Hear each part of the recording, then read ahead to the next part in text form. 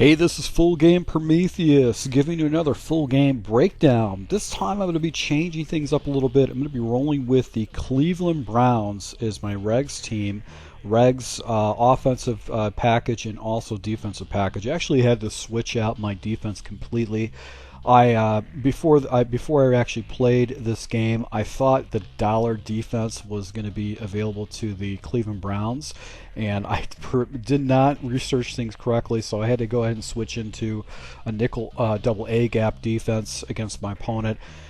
So right here you'll see me using the slot defender and just doing a cover 2 shell. I just like to use a cover 2 shell just to get a feel for what the client is, not give up any big plays over the top. One of the good things about the Regs team, the Cleveland Browns, is that they've got 3 really blazing fast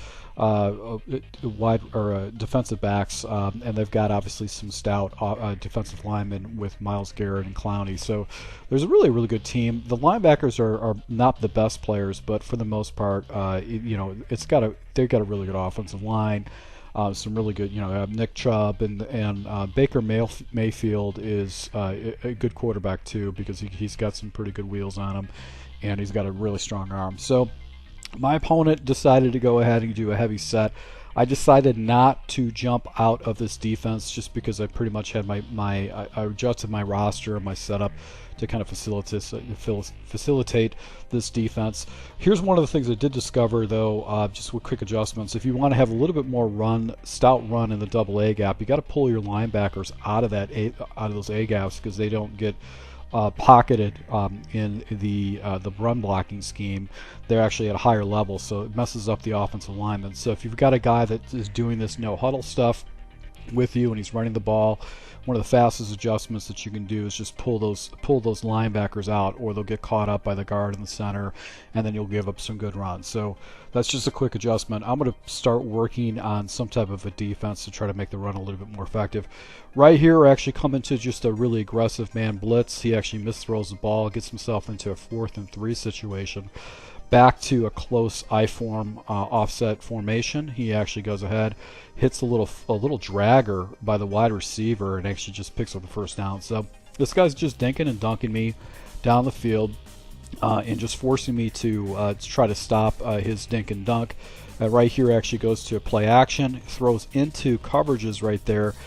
So he must have read it correctly, or he just made a bad decision because there were some defenders over there in that type of situation. So back to the cover 2, and right here actually gets a nice run, pushes the line up, and then in a 3rd and 1 situation, stays with the run. I actually put a squat out there and then a hook zone. My defender gets a bad angle. He gets a good angle with his running back, and he's able to go and run the ball into the end zone to go up for a touchdown. But he chewed up basically the entire first quarter in that drive, just dinking and dunking and running the ball. So we'll see how that pans out. So I'm getting the ball back right here. I got Ward back here because he's got 95 speed, and look at this. He gets hit sticked. Ball gets picked back up, and just like that, I basically I go down by 2 scores. He ends up missing a field goal in the previous series, and as a result, he's up by 2 scores. I'm getting the ball back in the second half, so I just got to be smart with my decisions. Make sure I shoot a clock down as much as possible. Don't give this guy any kind of opportunity to get an easy, cheap score. So just working the clock right here. Now this is a new scheme that I'm building out of the Cleveland playbook. I actually have uploaded this scheme to my Patreon, and I'll probably break down some individual plays because there's some really good gems in this playbook that I'm using. Here's another thing right here. If you motion the guys out, no one falls down, you actually could throw this quick streak route and actually get an easy completion and force your opponent to play the flats. Another play right here, I've got a little hitch route off the left that looked like it was covered up, and I just take off with Baker Mayfield. You'll see me taking off my quarterback. I'm not someone that likes to run. I'm a throw first person. But if they've used coverages where they're playing man coverages, I'm going to go ahead and take off the quarterback because this game is just a little bit cheesy right there. So right here, actually go ahead, get bottled up. 3rd and 2 situations, I audible quickly into basically an ace play, and I take off my quarterback. I could have thrown the running back, but in that type of situation, just take off the quarterback. Get in a 1st and 10 situation, doing this particular play, and then I switch into a run. I want to keep my opponent honest, making sure that they really can't pick up any kind of tendencies. So that's why I've got basically a 17-play scheme out of this double tight end formation. So now I go ahead and just quickly audible this. He actually run commits, and as a result, I'm able to go ahead and pick up a touchdown. So 7-13 situation. Go back into this nickel defense, and basically he doesn't play action. He's just got a little dragger underneath, and you'll see right there that dragger, he was basically be able to throw that the entire time. So I go back into 2nd 4, same defense. I didn't make any adjustments to my routes at all, but he actually throws right over the top, 3 defenders, and a guy does not come down with it. He almost caught it, but he didn't come down to it. So I know this guy's kind of a gambler. He's actually throwing into coverages. He's not really making the best decisions, and he takes off with Rodgers right here to get a first down, but he's got 15 seconds left on the clock, so he doesn't really have a lot of time. I just to make sure I can't give up any kind of cheap yardage. And right here actually throws into one of my defenders. I pick it off. I get it down to the 43-yard line right here.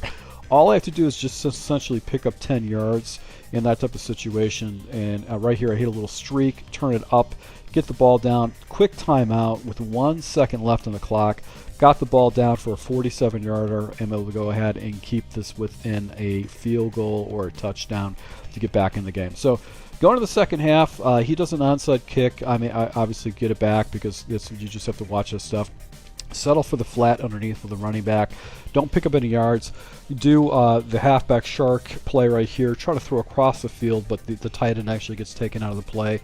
Now I jump into one of my little money plays. It's got a whip route.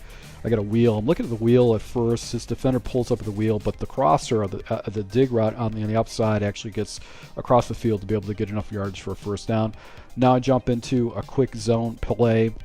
This is a quick audible that I jump out of the doubles and back into it, and then I go back to basically the doubles play and actually hit him with a slant. So this is a scheme that I've got basically 4 different formations all intertwined with 2 tight end sets. So it forces my opponent to defend the run and also the pass first and then run. Now here's the one adjustment I made. I actually dropped my zone flats, my curl flats down to 5s because he kept dinking and dunking me underneath with that. And you can see right here, that route was completely locked up. I had a defender in that area. He takes off with Rodgers, and I get a nice little hit stick right here and able to go ahead and get pick up a fumble and get a touchdown. So now the tide of the game is completely changed. This guy was up 13-0, and I put up 24 unanswered points. He caught me in the wrong defense, and Adams was basically not matched up correctly. I just had to go ahead and flip on. Fortunately for me, he didn't no-huddle me in this type of situation, so I go ahead and jump back into this cover 2 defense that he had some struggles with, and you can see right here actually throws into quadruple coverage. That was just a terrible read. This guy completely melted down after he actually ran into a situation where he was up by 2 scores, and he just completely melted down in this defense because I made one slight adjustment, and then he just started throwing interceptions because he couldn't dink and dunk underneath. Right here I hit the little wheel off to the right.